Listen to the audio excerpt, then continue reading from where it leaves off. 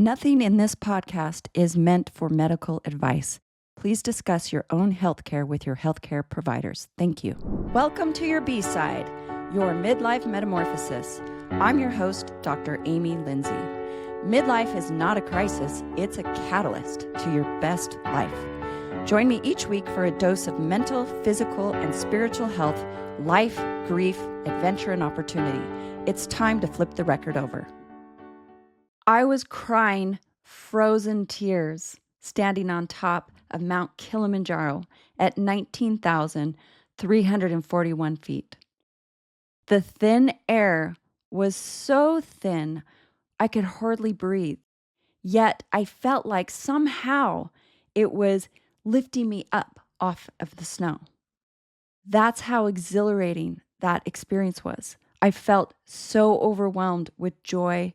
I was so proud of myself, and I hugged my spouse at the top of that summit, crying those frozen tears. You see, because 9 months earlier, just 9 months earlier, I was in the completely opposite place.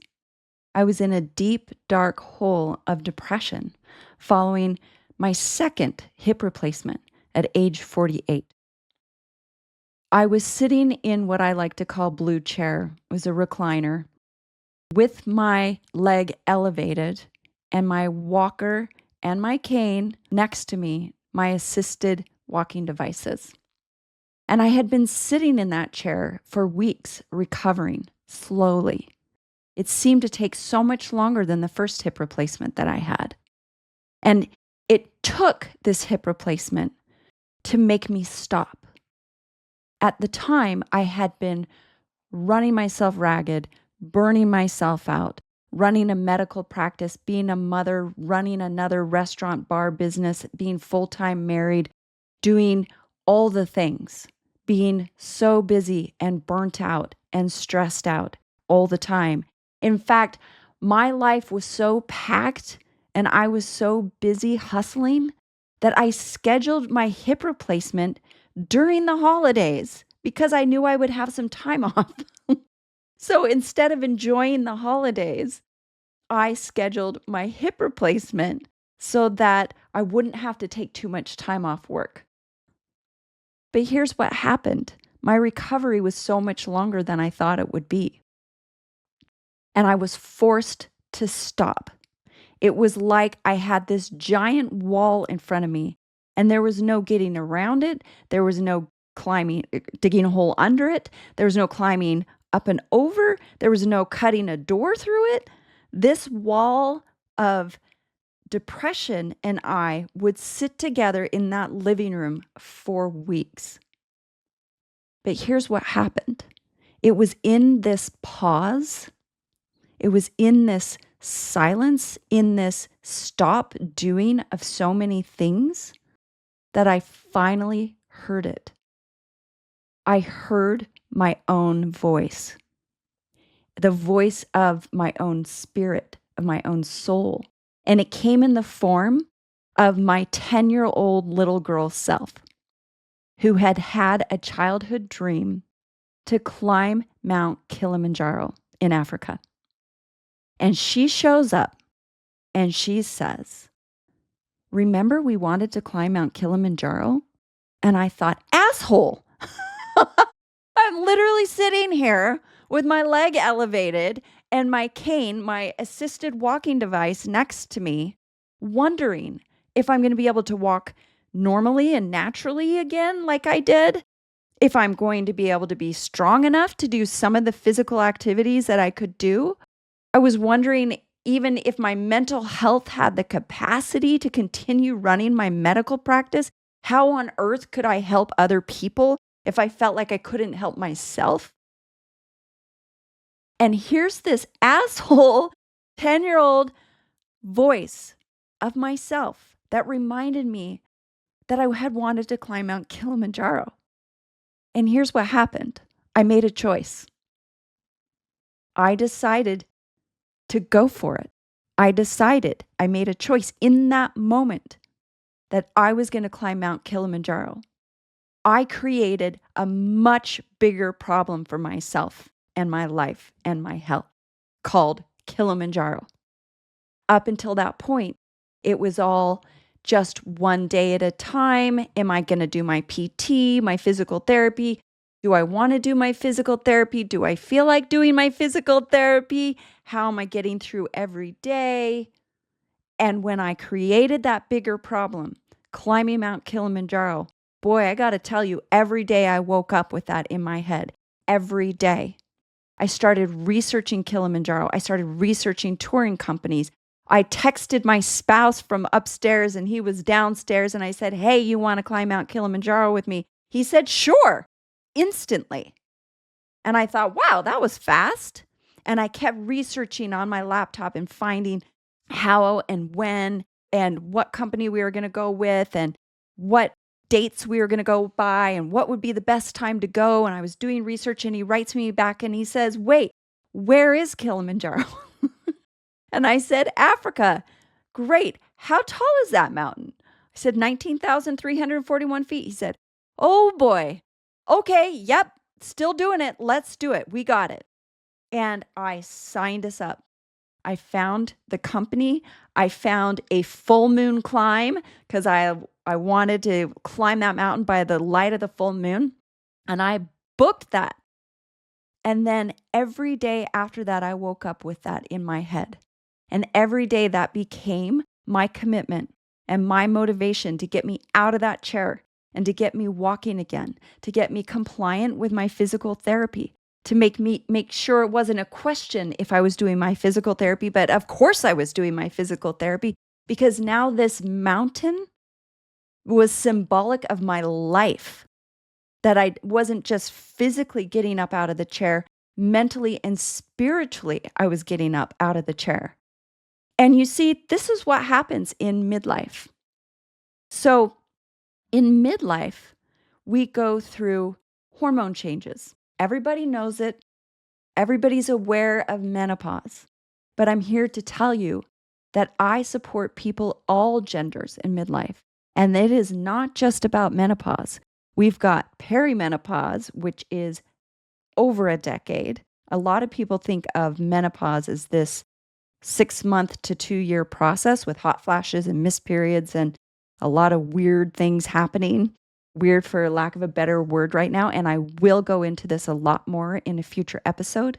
But perimenopause is all the decade leading before it and the few years leading after it. And then there's also andropause. If you were assigned male sex at birth, you also have your own midlife metamorphosis. You have your own hormone changes. It is happening to all of us. It is happening to all sexes and genders. Hey, this is Dr. Amy Lindsey, your host of Welcome to Your B-Side, your midlife metamorphosis YouTube channel and podcast. If you want to be more involved with my B-Side community, you can join on School. That's SKOOL. You can join my school community. Look me up, Dr. Amy Lindsey. Welcome to your B-Side, and request to join. But here's the most fascinating and most interesting part to me as a doctor, is that when I work with people, they come to me. They come to me because they're going through this change. They come to me to see what their hormones are. They talk about weight they've gained. They talk about restless, sleepless nights. They talk about their hot flashes. They talk about their anxious thoughts. But here's the thing. It's not just a physical health change. Our brains are changing. Our mental health is severely and very importantly impacted. Mental health for the midlifers is a huge piece of our health at this point. And what drives it and what some of the most important work we can be doing is that of the soul. Soul work is some of the most important work. Soul work comes because we can no longer tolerate status quo thinking. Here's what I mean by that. So our brains are hardwired to follow status quo on what I like to call side A of your life. So if we're going with this metaphor of a record, like a vinyl record, side A is going to be status quo.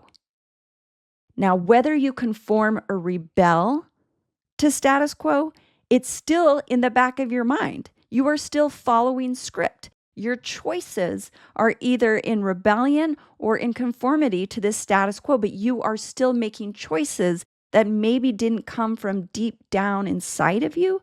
I'm sure some of them did. You're not a robot, but many of our choices are made by expectations of the culture, expectations from our parents or caregivers, expectations of maybe our spouses or partners that we partnered with in this status quo thinking. We got the jobs we thought we were supposed to have that were supposed to make us happy. We have the spouses and the partners that we thought were supposed to make us happy. Maybe we had kids, maybe we didn't have kids, but maybe we bought a house, maybe we rented our dream house or apartment. Either way, we thought all this external validation was supposed to make us happy. And this is what happens in midlife. We realize it doesn't. It doesn't make us happy. That's not happy making. And people in midlife start to go through what is often called a midlife crisis. I say it's a midlife opportunity. It's midlife clarity. This midlife metamorphosis is the best fucking thing that is happening to you, because you can no longer tolerate the bullshit of side A of your life. You have permission now to flip that record over to your B side. In music, if we're going with this vinyl record, and I clearly love vinyl records, and I'm a musician myself. So let's go with this metaphor. Let's take it all the way. So side A is going to be the hit songs. Side A is going to be the ones that producers and record labels and artists consider to be marketable, consider to be of commercial value, of something that can help support them and make some money and be what most people will like. Again, status quo, most people. Side B, the B-sides, are the rarities. The B-sides might be a creative expression of the artist where they know it's not going to have commercial value, but it may mean something to them. Side B is when in midlife, if we get to flip that record over to our B-side, side B is when is our rarity. We no longer have to worry about status quo.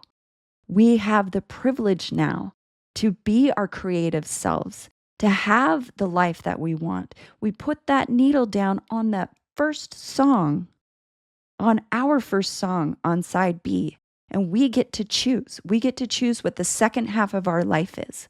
It can be full of creative expression. It can be about changing a career or a job. It could be about new relationships, new friendships. It could be about all kinds of new opportunities, but we get to choose and we get to decide. And I will tell you, as a doctor, when we combine aligning our life and aligning our purpose and aligning what the hell we're doing on this earth with our health goals, that's the magic.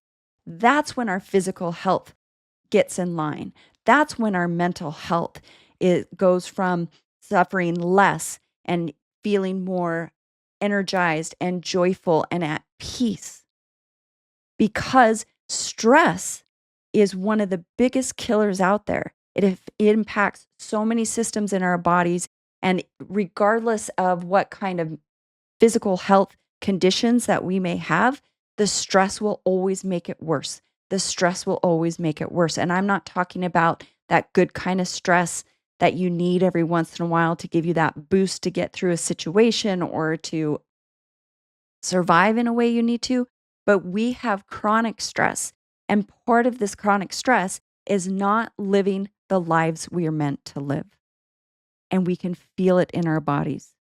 And then when we go through that physical change of perimenopause, of menopause, and of andropause, we no longer are bathing in that hormone balance that we used to be bathing in. And guess what? Our brains are also changing. And if we don't change something, if our spirit doesn't, speak up, then it could be a crisis. but I'm here to tell you it's not. It's midlife clarity. So, what gave me that idea to climb Mount Kilimanjaro? Because you better believe I did. I was crying those frozen tears on the top of that mountain. 9 months of training. I went through physical therapy. I went through hiking and strength training and doing everything I could. I woke up every day with that goal in mind, and it transformed my life. I will talk more about this through my podcast. But it transformed my life. It transformed my relationship. It transformed how I parent my children. So many other opportunities that my soul was calling for by making that one choice of that big mountain and that bigger problem I created for myself then led to several more incredible magic making opportunities since then. But where did this come from? So when I was 10 years old, I was sitting in Sunday school. My family was Mormon. I was one of 14 children. I was number 11. And I was 10 years old sitting in Mormon Sunday school. And a woman, a guest speaker, came to talk to us about self esteem. I thought that was great. We had a woman talking to us about self esteem. Now, at 10 years old, I didn't really know what that meant, but I know how I felt in her presence. And she told the story of her climb of Mount Kilimanjaro. She was 27 years old and unmarried. She was single. She was strong. She was brilliant. And she had an aura and an energy that I will never forget. I remember how she made me feel. And I felt like she gave me that confidence in a little 10-year-old girl that I could also one day go to Africa and climb the tallest mountain on that continent. And that idea was planted in me right there in Sunday school at 10 years old. And up until that time, what was often modeled for me in women or mentors were a lot of people were getting married very young and going into the domestic realm and being mothers and wives and working in the home. And as young as I was, I knew that that's not what I wanted to do. I would rack my brain for like how I could go do something else that I wouldn't have to follow suit. I wouldn't have to do that Mormon traditional role. And this woman came into Sunday school and she gave me that permission in that moment. At the time, I didn't know she was giving me permission, but I remember it because I remember that Mormon mold cracking. And I remember light getting in. And I remember how I felt. And it was like this warm light of gratitude, even that I felt gratitude for how this woman, just by telling her story, impacted me that much at 10 years old. So I ran with it. I got all of my dad's National Geographic magazines that were stacked up in the garage. I researched all about Africa, all about Tanzania, all about mountains, all about climbing Kilimanjaro. And I was pumped. I was obsessed with it. This is all I could think about at 10 years old. And then my brother died. When I was 10 years old, my older brother, who was 18, was killed by an avalanche while snowboarding. He was killed on a mountain by a natural disaster, by an avalanche while snowboarding. And in that moment, I made the decision that mountains were scary and that mountains were something to fear. And I squashed that dream of Kilimanjaro in the wake of immense grief and sadness. At the time, I was not told to live life and grab it by the ass because life is short. That is not the feeling that was in our home. It was this intense grief. All my older brothers and sisters were in grief. My parents were in grief. Our home was in grief. I had no way to process those feelings. We would go to church, we would pray, but I was not prepared as a 10-year-old little girl how to deal with such impactful, intense grief of my brother dying.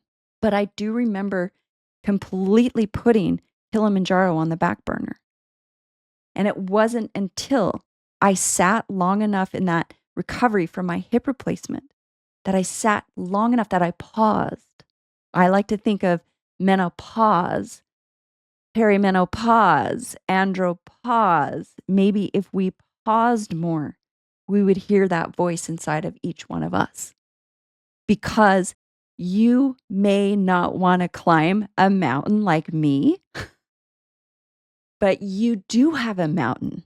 You do have lifelong dreams. You do have a sense of purpose. There is something out there for you. And it might take midlife metamorphosis, menopause, andropause, perimenopause. It might take that to get you to finally hear it. And so I'm telling you, if you don't give yourself your own permission slip, then I will give it to you. I, Dr. Amy Lindsey, give you permission to flip the record over. Welcome to your B-side. This has been another episode of Welcome to Your B-side, your midlife metamorphosis with Dr. Amy Lindsey. Be sure to follow along and subscribe wherever you get your podcasts. See you next time.